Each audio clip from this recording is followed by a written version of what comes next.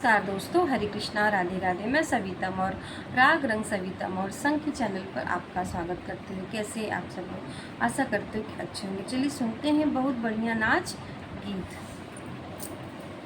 फूलवा बरसई मोर आंगनवा के बटोरैना नदी। फूलवा बरसई मोर आंगनवा के बटोरैना नदी के बटोरैना नदी के बटोरैना नदी। फूलवा बरसई मोर आंगनवा के बटोरैना नदी। फूलवा बरसई मोर आंगनवा के बटोरैना नदी। 4 महीना नंदी गर्मी के दिनवा। 4 महीना नंदी गर्मी के दिनवा। गर्मी के दिनवा हो गर्मी के दिनवा के डोलावैना नदी के डोलावैना नदी। तोहरे भैया बिन बेनियावा के डोलावैना नदी। तोहरे भैया बिन बेनियावा के डोलावैना नदी। फूलवा बरसई मोर आंगनवा के बटोरैना नदी। फूलवा बरसई मोर आंगनवा के बटोरैना नदी।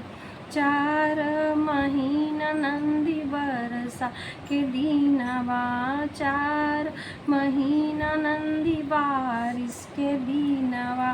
बारिश के दिनवा नंदी बारिश के दिनवा के छवावैना नदी के छवावैना नदी। तोहरे भैया भी महलिया के बनावैना नदी। तोहरे भैया बिन महलिया के बनावैना नदी। फूलवा बरसई मोर आंगनवा के बटोरैना नदी। फूलवा बरसई मोर आंगनवा के बटोरैना नदी। 4 महीना नंदी जाड़ा के दिनवा। 4 महीना नंदी जाड़ा के दिनवा। जाड़ा के दिनवा नंदी जाड़ा के दिनवा के ओढ़ावैना नदी के ओढ़ावैना नदी। तोहरे भैया बिन रजैया के ओढ़ावैना नदी। तोहरे भैया बिन रजैया के ओढ़ावैना नदी। फूलवा बरसई आंगनवा के बटोरैना नदी। फूलवा बरसई मोर आंगनवा के बटोरैना नदी। फूलवा बरसई मोर आंगनवा के बटोरैना नदी। जय माता दी, हर हर महादेव।